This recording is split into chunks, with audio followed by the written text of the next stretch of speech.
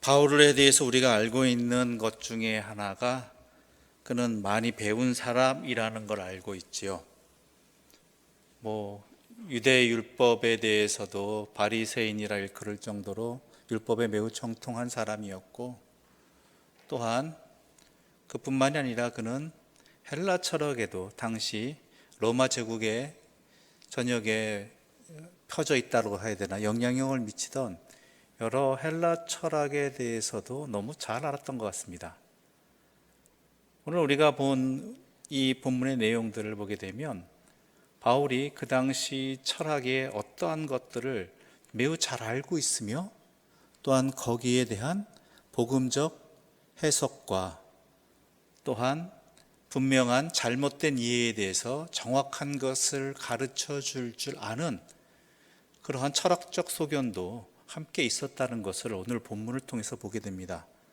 한마디로 바울은 어찌 보면 굉장히 대단한 사람이었다고 할 수 있겠죠. 그런 그가 그러한 모든 자신의 지식과 또한 경험과 재능을 모두 하나님께 바쳤다라는 것.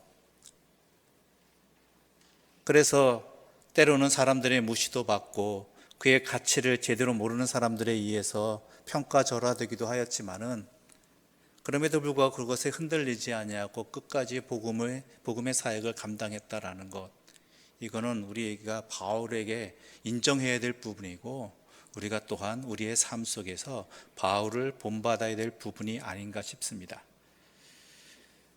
우리는 지난번에 베레아에서의 사건을 함께 살펴보았습니다. 너무 좋았죠. 그런데 빌립보에서 바울을 방해하기 위해서 넘어온 사람들로 인하여서 신변의 위협을 느끼게 되어 교우들의 도움을 받아서 아덴으로 피난하게 됩니다. 베레아에서 아덴까지는 약 320km라고 이야기합니다. 꽤 멀리 간 것이죠.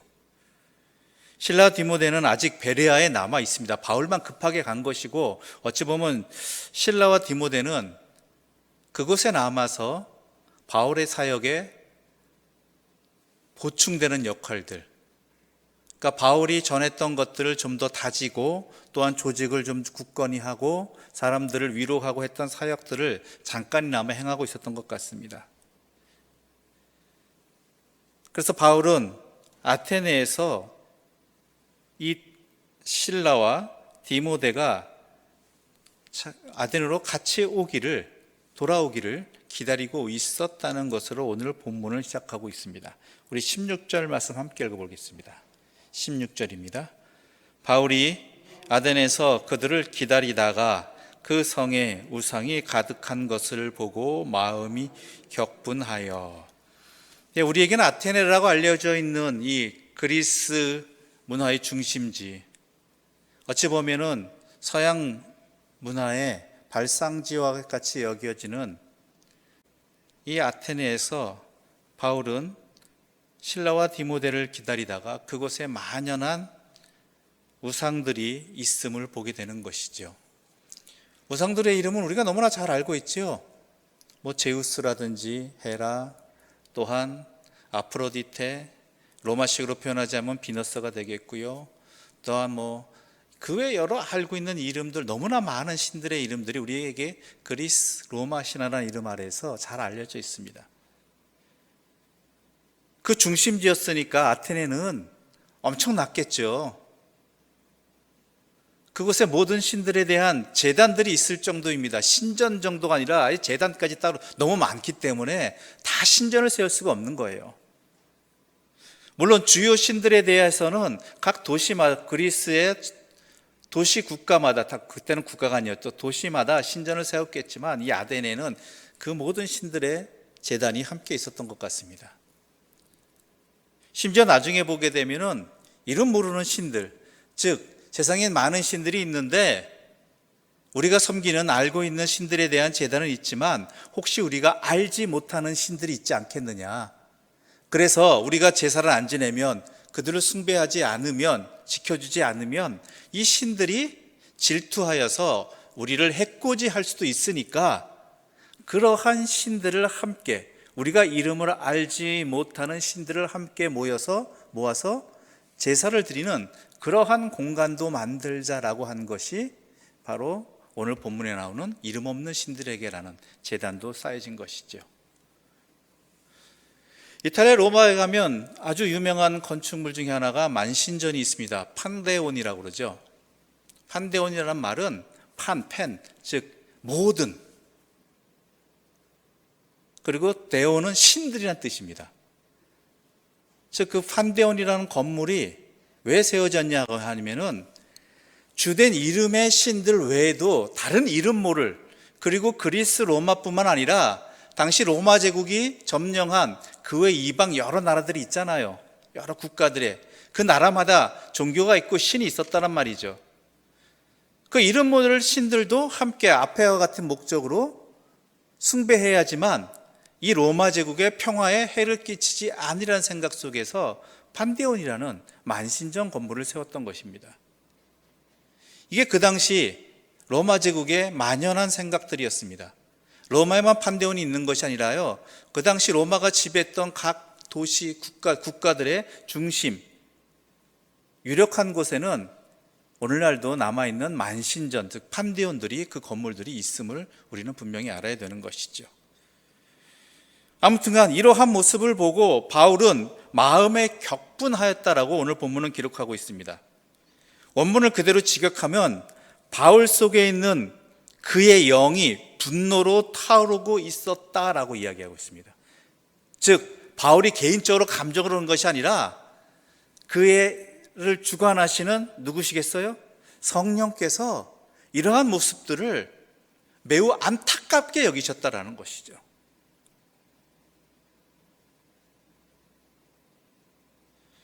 그래서 바울은 이 아데네에서 실라와 디모데가 오기 전에 그들을 기다린 이유가 이곳에서 하려면 그들과 함께 하려고 했거든요. 실라와 디모데가 오면 그때부터 본격적으로 사역을 시작하려고 했는데 이 성령의 이끄심에 의해서 이 실라와 디모데가 오기 전에 먼저 사역을 행하게 되는 것입니다. 우리 17절과 18절의 말씀 함께 읽어보겠습니다. 17절과 18절입니다. 회당에서는 유대인과 경건한 사람들과 또 장터에서는 날마다 만나는 사람들과 변론하니 어떤 에피쿠로스와 스토아 철학자들도 바울과 쟁론할세 어떤 사람은 이르되 이 말쟁이가 무슨 말을 하고자 하느냐 하고 어떤 사람은 이르되 이방 신들을 전하는 사람인가 보다 하니 이는 바울이 예수와 부활을 전하기 때문이로라. 아멘.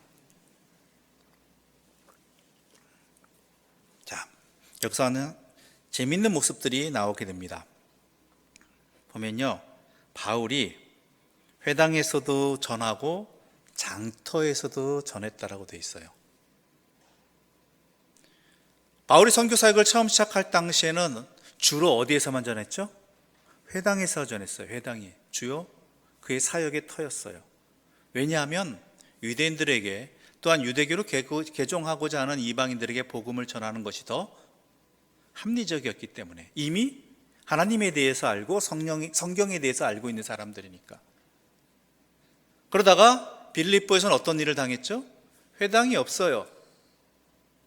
회당이 없어서 그는 기도처를 찾다가 강가로 가서 거기서 복음을 전하게 되고, 또한 귀신 들린 여종을 만나서 그 여자를 통해서 복음을 전하게 되고, 감옥에 갇혔다가 그곳에서 간수의 가족을 구원시키는 경험을 하게 됩니다. 즉 이것을 통해서 바울의 선교 사역이 매우 다양화되었다는 거예요. 처음부터 완성이 된 선교의 플랜을 가지고 한 것이 아니라 하면서 이런 부분은 이렇게 해야 되겠다, 이런 부분은 저렇게 해야 되겠다는 개선점들이 계속 나오고 실패를 통해서도 배우게 되는 것이죠. 그래서 오늘 아데네에서는 어떻게 돼요? 회당에서도 전하지만 또 그뿐 아니라 장터에 나가 사람들이 모이는, 이방인들이 있는, 그리스 세계 사람들이 있는 바로 그곳에 성경과 또한 하나님에 대해서 모르는 사람들에게도 복음을 전하는 이 두 가지 트랙을 같이 갖고 가게 되는 것이죠. 그러니까 부족함이라는 것이, 실패라는 것이 꼭 어떤 하나님의 일을 하는 사람들에게 있어서는 어려움의 자리가 아니라 또 다른 사역의 장을 넓혀줄 수 있는 기회가 되는 것이죠. 깨달음이 되는 것이고. 그래서 회당에서 또한 장터에서 그들에게 복음을 전하고 있었죠. 그런데 당시 그리스 로마 제국을 지배하고 있던 주류였던 철학의 두 파들을 만나게 됩니다. 어느 파였죠? 에피쿠로스 학파하고 스토아 학파였습니다. 에피쿠로스 학파와 스토아 학파. 우리는 그들이 에피쿠로스가 뭔지 스토아 학파가 뭔지 옛날에 저도 그냥 철학을 공부할 때는 알고 있지, 그 이전에는 그 철학을 따로 공부하지 않으면 잘 모르는 그러한 사람들이죠. 옛날 도덕교과서라고 그러나요? 도덕교과서에 잠깐 고등학교 때 나왔던 것으로 기억하는데, 아무튼간 정리하자면 이렇습니다. 에피쿠로스 학파는 어떤 학파였냐면요, 이런 어떤 철학을 가지고 있었냐, 간단하게 얘기할게요. 만물이 태어나고 자라고 성장하고 쇠하잖아요. 그렇죠? 이러한 것에서 마음을 지키자예요. 쉽게 얘기하자면 꽃이 피고 꽃이 지는 것, 어떤 이들은 꽃이 피는 것을 즐거워하지만 꽃이 지는 것에 대해서 매우 안타까워합니다. 우리 또한 그러하지요. 내 젊었을 때는 참 좋지만 내 나이 들어감에 따라서 내 감정도 굉장히 기복이 심해지잖아요. 그렇죠? 신체적으로 그렇잖아요. 예전에는 단숨에 올라오던 이 성전 계단도 지금은 한 번쯤은 쉬어야 하고, 또 뭔가를 붙들고 올라야 되는 내 신체의 약함에 대해, 소약함에 대해서도, 이제는 잘 보이던 그런 성경책도 이제는 신경을 써서 하나를 더 안경을 끼고 봐야 되는 그러한 신체의 노화, 또한 자연의 변화, 이런 것들에 대해서 사람이 감정이 참 흔들려진다라는 것이죠. 이성도 흔들려지고. 그러지 말라는 것입니다. 그 모든 것에는 다 합리적인 이유가 있으므로 거기에 맞게 즐길 줄 알아야 되고 거기에 만족할 줄 알아야 된다는 것이죠. 특히 이들의 특징이 뭐냐면, 이 에피쿠로스 학파의 특징이 뭐냐면, 플라톤의 영향인지는 모르겠지만 육체와 물질을 천시했습니다. 정신은 고상한 것이고 육체와 물질은 천한 것이다라는 것이죠. 우리 육체도. 이것 기억하셔야 됩니다. 이들이 이랬다는 것. 특히 이 에피쿠로스 학파는 세상의 불행과 악으로부터 자신을 보호하기 위해서 신이나 종교를 믿는다거나 영혼의 죽음 이후의 삶을 믿는 것에 대해서 매우 적대적이었습니다. 지금 주어진 삶의 자리에서 그것을 만끽할 줄 알아야지, 제대로 볼 줄 알아야지, 그것 때문에 신을 의지하거나 아니면 죽음 이후에 세상이 있다고 믿는 것, 이건 아니다라는 것이죠. 지금을 제대로 보아라라는 것, 제대로 살아라, 거기에 맞게 살아라라는 것입니다. 지극히 현실적이죠. 또한 신이 있는데 이 신은 우주를 창조하거나 다스리시는 신이 아니다. 신이라는 존재는 어떤 존재냐? 우리 자연이나 인생에 개입이 없는 그냥 존재하는 신이다라는 거예요. 우리 인생에 개입하지 않는다. 우리 자연에 개입하지 않는다. 그냥 우리 인간이나 자연은 태어나고 생사고락을 그냥 쇠하는 거, 이거 자연의 흐름일 뿐이다. 우리의. 이렇게 말하고 있는 것이죠. 또 스토아파는 어떤 사람이었냐면요, 앞서 말한 물질을 천시하는 것에는 약간 좀 완화된 개념이지만 그래도 육체와 물질적 삶을 좀 하등한 삶으로 봤어요. 에피쿠로스보단 덜하지만 그래도 아래다, 아예. 또한 우주 질서를 제대로 유지시키는 게 제대로 살아가는 것이다라는 것이죠.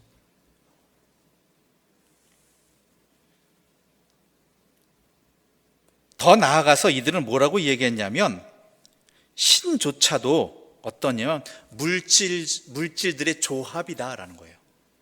그러니까 불이 있고 물이, 옛날에 그 있잖아요. 4대 원소라고 일컬어지는 뭐 불, 물, 공기 이런 것들, 자연의 기본적인 원소들이 조합을 이룬 게 자연 만물이고 신도 그러한 조합물일 뿐이다라고 생각했던 사람들입니다.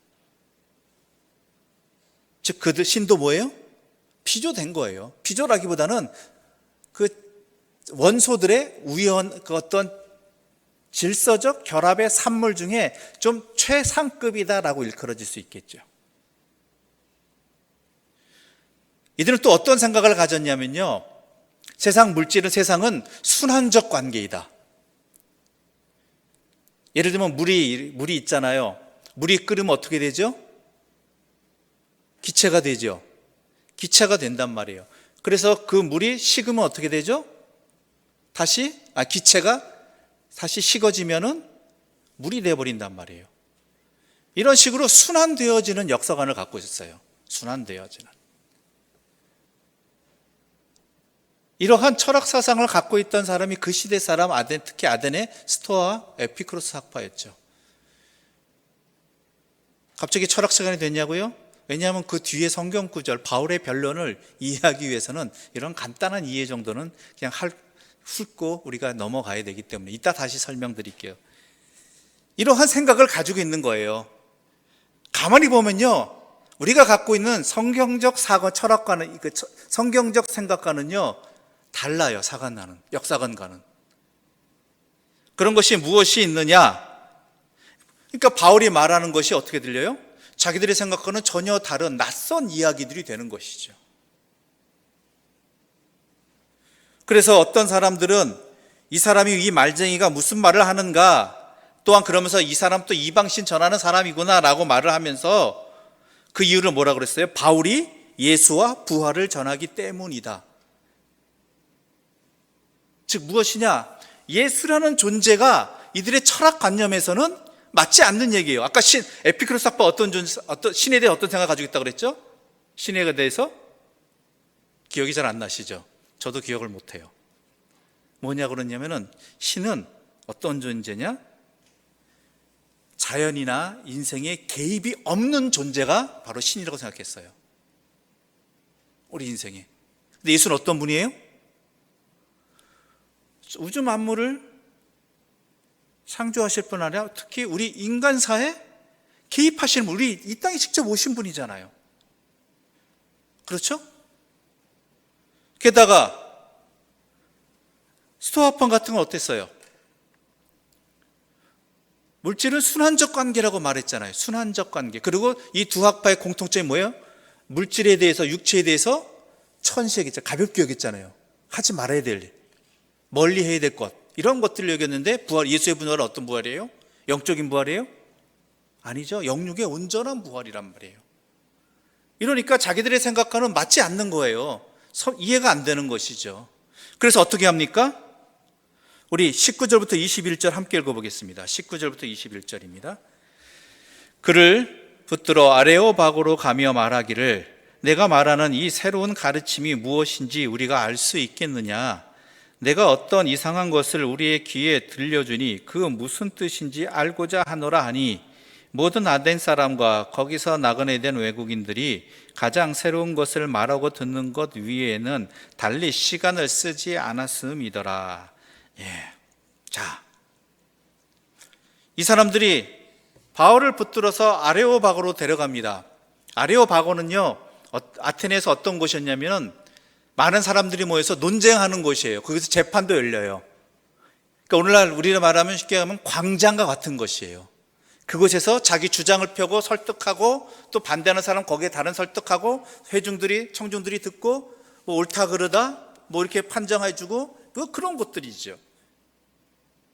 그런 것이 왜 흥왕했냐 하면은 당시 경제체제가 그랬어요. 어떠냐면은 평민들과 귀족들은 먹고 사는 일에 그렇게 힘쓰지 않았어요. 왜냐하면 대신 그들을 위해서 먹고 사는 일에 힘쓰고 애쓰는 사람들이 있었죠. 누구였냐면은 노예. 전쟁의 포로라든지 아니면 돈 빚져서라든지 이래서 노예 신분이 된 사람들이 그러한 육체적인 일을 하고 그것들을 당시 평민들이나 또한 귀족계층 이런 사람들이 그것을 누렸죠. 그러다 보니 어떤 생각을 가지고 있어요? 육체적인 일은 어떻게 된 일이에요? 천한 일. 그럴 수밖에 없죠. 그건 노예들이나 하는 일이지. 자기들은 뭐해요? 먹으면서 새로운 것을 배우고 생각하고 이런 것들. 그러니까 정신적인 일들은 어떤 일이에요? 고상한 일이 되어버리는 거예요. 우리나라도 옛날엔 그랬잖아요. 그렇죠? 양반인네들은 왜 육체적인 일을 안 했어요? 육체적인 일들은 죄송합니다, 천한 것들이 하는 거고 우리는 고상한 학문을 공부하고 또한 뭐 다른 일들, 정신적인 일들 하는 것이다라는 생각들을 가졌던 것이죠. 여기도 마찬가지였어요. 또 이들의 그래서 주된 관심이 뭐예요? 21절을 보게 되면은 가장 새로운 것을 말하고 듣는 것. 이것이 그들이 시간을 쓰는 방법이에요. 시간이 많잖아요. 그러니까 나가서 새로운 것을 배우고 듣고 하는 게 이들의 소일거리였어요. 소일거리.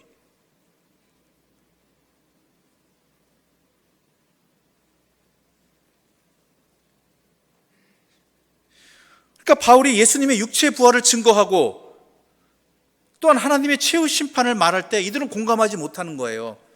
이들의 생각 속에, 특히 수사 철학상 속에는 역사는 순환이거든요. 아까 물질이 순환하는 것처럼 역사도 순환한다고 그랬어요. 이런 개념 속에서 하나님께서 순환이 아니라 직선적 역사관, 즉 어느 날 때 되면 하나님께서 이 역사를 심판하시는 날이 오실 것이다. 이 바울의 말이 이해되겠어요? 이해 안 되겠어요? 이해 안 되죠. 자기들은 죽으면 다시 태어나고 자라나고 또 죽으면 다시 태어나고 이게 순환적 구조거든요. 근데 아니라 인생은 한 번으로 끝나는 것이고 이 역사도 언젠간 한 번으로 끝나서 하나님의 최후 심판대 앞에 모두 서게 된다는 이 개념을 이해할 수가 없는 것이, 받아들일 수가 없는 것이죠. 또 어때요? 예수님의 육체의 부활이라고 그랬잖아요. 예수님 육체로 부활하셨잖아요. 그렇죠? 예수님이 오셔서 뭐라고 그러셨어요? 부활하신 다음에 제자들 앞에서 못에 난 못자국, 손에 난 못자국을 보아라. 그렇죠? 내 옆구리를 만져보아라. 그리고 그들과 함께 어떠셨어요? 드시기도 하셨고. 그런데 이 아테네에 모인 스토와 에피쿠로스 학파는 뭐예요? 육체는 어떤 것이었죠? 천한 것이잖아요. 아니 기껏 부활하는데 왜 다시 육체로 부활하느냐? 이건 구원이 아니라 천해지는 것이다라는 거. 또다시 천해지는 것이다. 부활하려면 지고지순한 이성과 정신적인 어떠한 존재가 돼야 되지, 육체적 부활을 한다는 거는 이거는 퇴보이다라고 생각하는 사람들이죠. 좋은 게 아니다라는 거예요. 좋은 게 아니다. 그러니까 도저히 이해할 수가 없는 것이죠. 그러니까 당신이 우리에게 그런 것을 말하는 이유, 그것이 옳은 것이 틀린 것인지 말해봐라. 이걸 그러니까 쟁론하는 것이죠.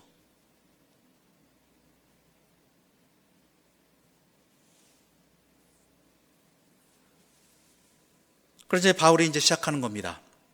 22절과 23절 말씀드리겠습니다. 22절을 제가 읽을 테니 여러분 23절 읽어보시겠습니다. 바울이 아레오바고 가운데 서서 말하되 아덴 사람들아 너희를 보니 범사에 종교심이 많도다.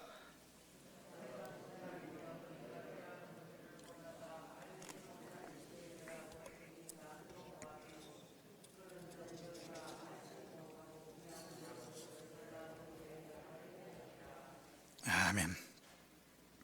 자, 이 사람들 범사에 종교심 많다고 그렇고 아까 그 신전들, 만신전, 판데온 같은 신전이나 아니면 제단 이런 것들을 이들이 만들었다고 이야기했죠.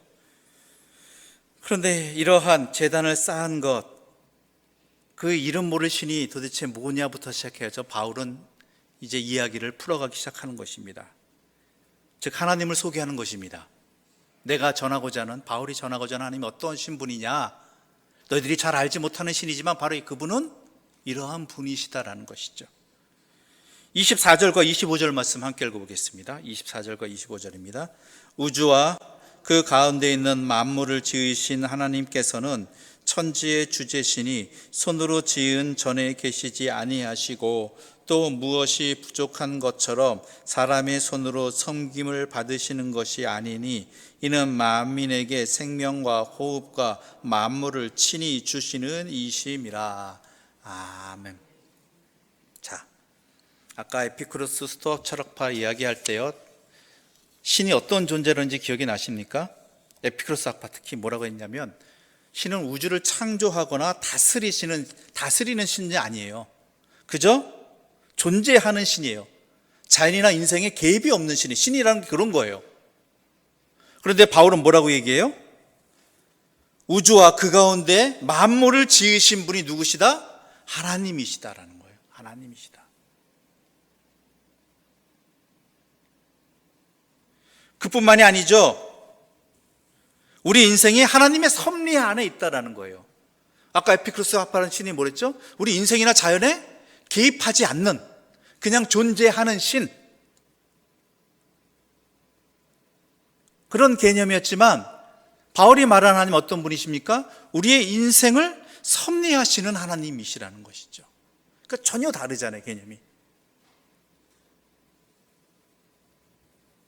너희들이 믿는 아덴의 신, 너희들의 철학이 생각하는 그런 신과 전적으로 다르다라는 것입니다. 그 이야기는 이 하나님이 참된 신이시다라고 말하고 있는 것이죠. 우리 인생에.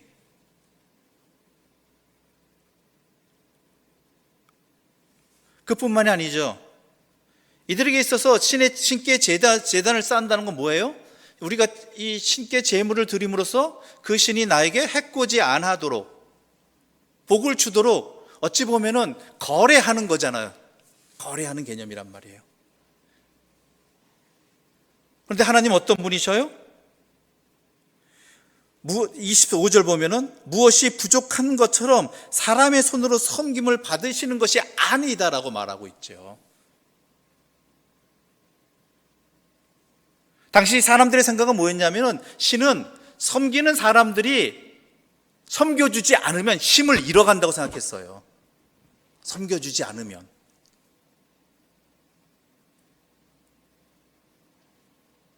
그러니까 신의 힘은 어디서 나와요? 사람들이 섬기는 힘, 그 숭배심에서 신의 힘이 달라진다라고, 있고 없고 또 세고 짝하고 달라진다고 생각했던 것이죠.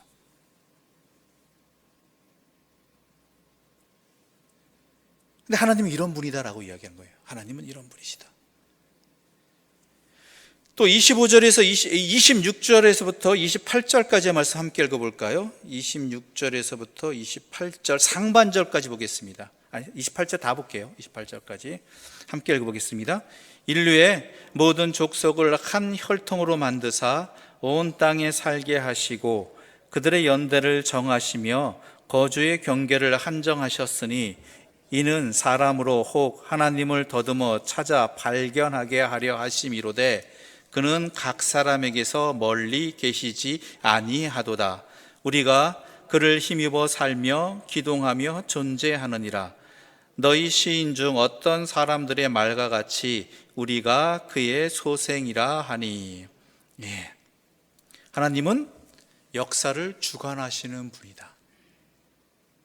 아까 말씀드렸죠? 에피쿠로스 학파의 신은 뭐였다고요? 자연이나 인생에 개입하지 않는 신. 그런데 바울은 뭐예요? 그 하나님 어떤 분이야? 역사에 개입하시고 주관하시는 분이다라는 거예요.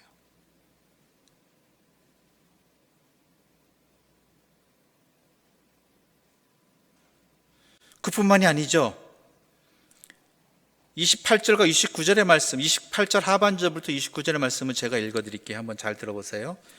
너희 시인 중 어떤 사람들의 말과 같이 우리가 그의 소생이라 하니 이와 같이 하나님의 소생이 되었은즉 하나님을 금이나 은이나 돌에나 사람의 기술과 고안으로 새긴 것들과 같이 여길 것이 아니니라. 뭐예요? 신은 우리와 상관없이 존재하는 것이 아니라 우리를 자신의 자녀로 삼아주신 하나님이시다. 그러니 너희들이 돌로 만들고 금으로 만들고 은으로 만든 그러한 신들과 비교도 하지 말라라는 거예요. 비교도 하지 말라.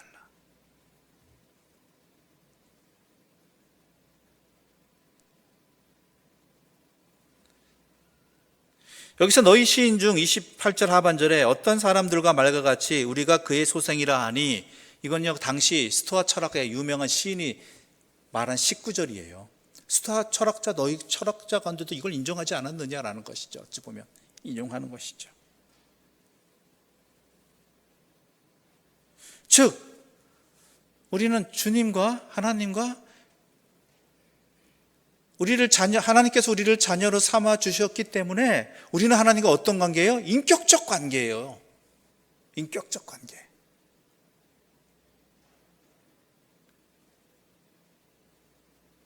인격적인 하나님과의 교제를 가질 수 있다라고 말하고 있는 것이죠.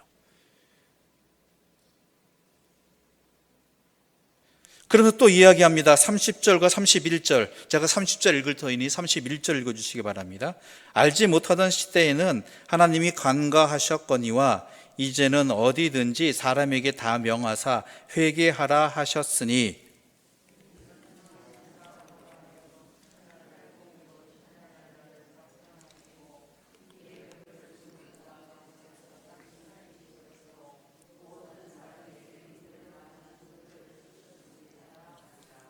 아멘. 자, 즉 하나님께서 지금 우리에게 이러한 자녀 관계를 맺으시면서 원하시는 것이 무엇이냐? 회개하라. 회개하라. 지금까지 삶의 자리에서 돌이켜라.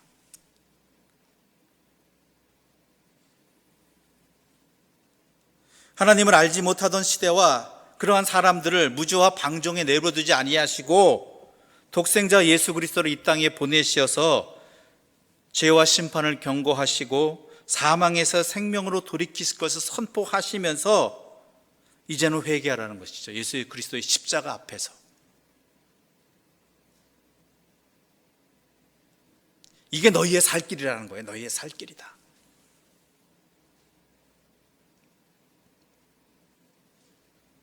예수 그리스도의 십자가를 통해서 하나님이 원하시는 것, 우리에게 자녀됨을 회복시켜 주셨고, 또한 우리가 회개하기를 원하신다. 그게 우리의 하나님의 최후 심판대 앞에 서 있는 우리가 살 길이다라는 것입니다.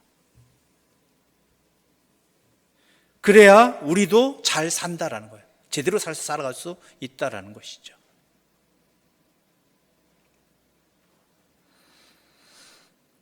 그런데 어떻게 됩니까? 32절부터 34절까지의 말씀 함께 읽어보겠습니다. 32절부터 34절입니다. 함께 읽어보겠습니다.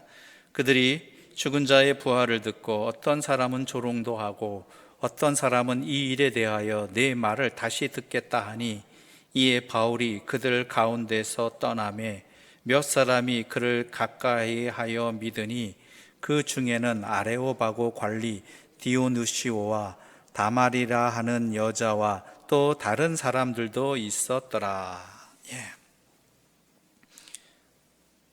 특히 이들의 이 바울의 복음 전도를 듣고 이 가르침을 듣고 사람들이 시험에 든 부분들이 뭐냐면 죽은 자의 부활이 가는, 앞서서 얘기했지만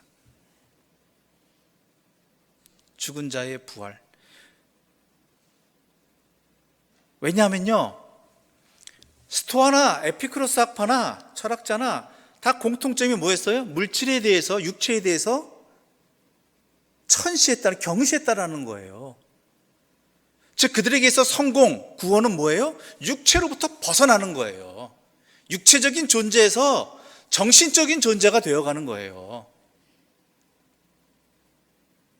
저 하등한 노예의 삶이 아니라 좀 더 고상하고 품위 있는 그런 이성에 사로잡힌 정신적인 것을 추구하는 삶으로 나아가는 게 그들에게는 좋은 것이죠.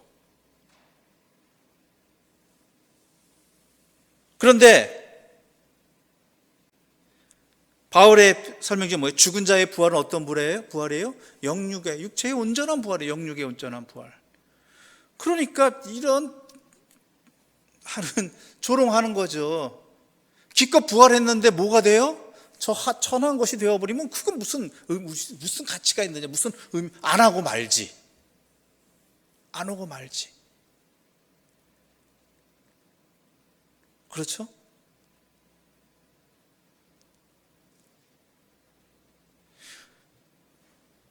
하다못해 여기에 불교가 말하는 대로 착한 일을 하면은 사람으로 부활되거나 좀 좋은 것으로 부활되고, 죄가 많으면은 천한 것으로 부활된다, 이렇게 말을 하였으면은 또 모르겠지만요, 인간의 육체 자체조차도 아예 부정하게 여긴 사람들, 천하게 여긴 사람, 육체적인 일에 대해서는 아예 저 노예의 일들, 천한 것들의 일로 여긴 사람들에게 육체의 부활은 도저히 받아들일 수 없는, 용납할 수 없는, 이해할 수 없는, 그럼 무엇하러 부활을 하느냐라고 하는, 그럼 부활을 소용없으면 예수를 믿을 필요가 뭐가 있느냐, 하나님을 믿을 필요가 뭐가 있느냐까지 되어버리는 것이죠.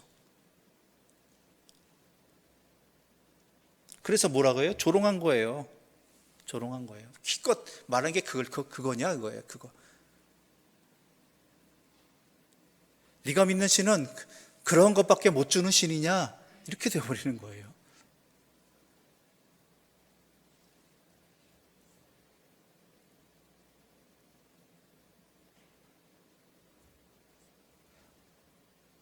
물론 몇 사람이 바울의 이 복음 전파에 그 반응을 일으키고 또 믿긴 하였지만요, 아무튼 이 아덴에서는 성공적이지 못했다라는 것이죠.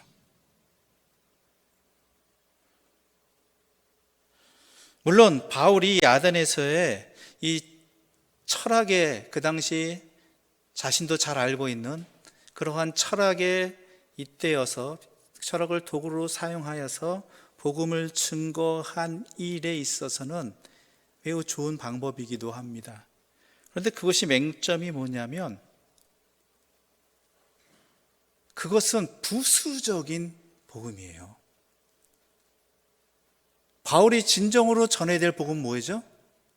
예수 그리스도의 죄사함의 복음. 그러니까 이것으로 시작하지 않으니까, 이것에 대한 확신이 없으니까 앞선 다른 것들로 먼저 시작해버리니까, 그게 포커스가 되어버리니까 나중에 이것까지도 약화되어져 버리는 거예요. 사람이 선입관한 게 있잖아요. 먼저 들은 것이 뇌리에 박혀버리면, 생각이 박혀버리면 그 다음 것들도 그러한 생각 아래서 판단하고 결정 내버리잖아요. 그렇죠? 면밀히 잘 듣고 정작 중요한 것이 무엇이고 핵심이 무엇인가를 살피는 게 아니라, 사람은요, 처음 들었던 것, 자기 생각에 사로잡혔던 그것이 강하게 인상에 잡히면 그것으로 모든 것을 판단해 버려요.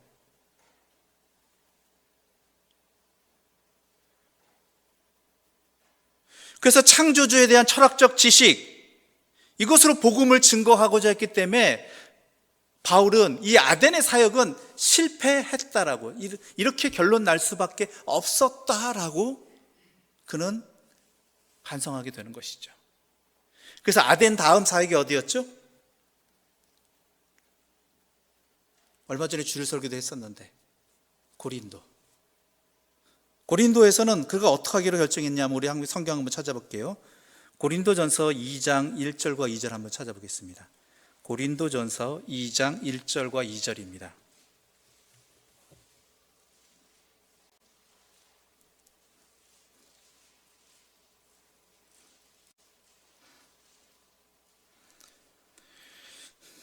고린도전서 2장 1절과 2절의 말씀 다 찾으셨나요? 우리 함께 읽어보겠습니다. 형제들아, 내가 너희에게 나아가 하나님의 증거를 전할 때에 말과 지혜의 아름다운 것으로 아니하였나니, 내가 너희 중에서 예수 그리스도와 그가 십자가에 못 박히신 것 외에는 아무것도 알지 아니하기로 작정하였음이라. 예. 말과 지혜의 아름다운 것, 이게 뭐겠어요? 당시의 철학이나 지식, 이런 것들이죠. 이런 것들을 아니하였고 너희에게 오직 뭐예요? 예수 그리스도와 그가 십자가에 못 박히신 것, 이것만 전했다라는 것이에요. 물론 이것도 최선의 방법은 아니지만 좋은 방법입니다. 왜냐하면 이 다음에 이어지는 것들이 삶의 우리의 철학, 과학, 지식까지 이어지는 그 하나님 안에서 해석되어지는, 풀이되어지는 그 모든 것들로 이어지긴 해야 되거든요. 그렇지 않으면 세상을, 사람들을 제대로 이해할 수 없기 때문에, 우리가 가진 복음의 가치를 제대로 판단할 수 없기 때문에. 그런데 바울에게 있어서는 이 아덴에서 이 상황들이 너무나 충격적이었던 것. 바울로서는 자신이 알고 있는 모든 철학적 지식과 이런 모든 것들을 잘 정리해서 설명했다고 하는데, 결국 가장 먼저 중요하게 시작했어야 되는 예수 그리스도와 또한 십자가, 이 복음을 이 복음을 약화시켜버리는 결과를 낳았다라는 것이죠. 그래서 아예 고린도 가서는 다 내려놓고 이것 먼저 다 가르쳐 주겠다, 전하겠다, 이거예요. 다른 게 소용없다가 아니에요. 이것이 정립돼야지만 제대로 다른 것들도 이해할 수 있고 믿을 수 있고 제대로 볼 수 있게 된다는 것이죠.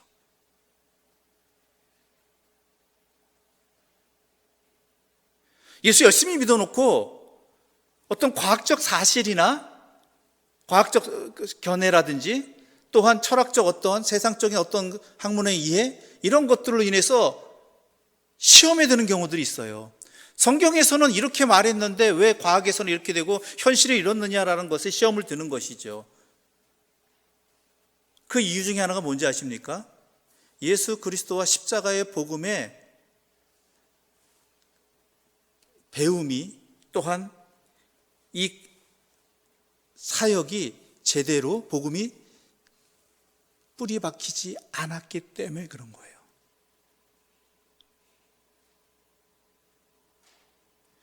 예수님의 비유 중에 밭의 비유가 있잖아요.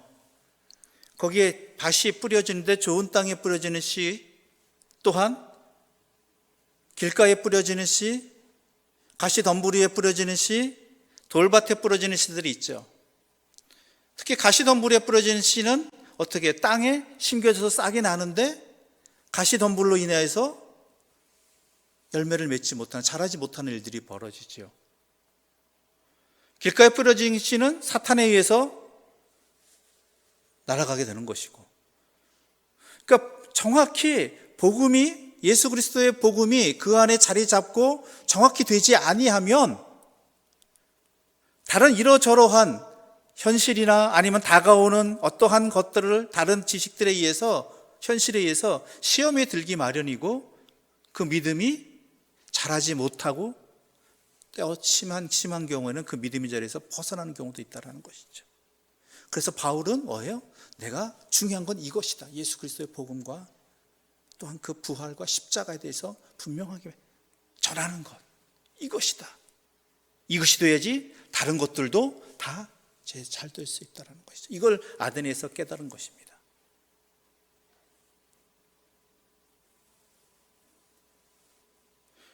아무튼 그래서 바울은 이 아덴의 사역은 비록 어려웠지만 고린도에서는 그러한 사역을 감당했고, 고린도 교회가 오늘날도 우리들에게 또한 많은 어떤 신앙적인 모습을 보여주는 그러한 기록들을 바울의 편지의 대상들이 될 수 있었던 것이죠.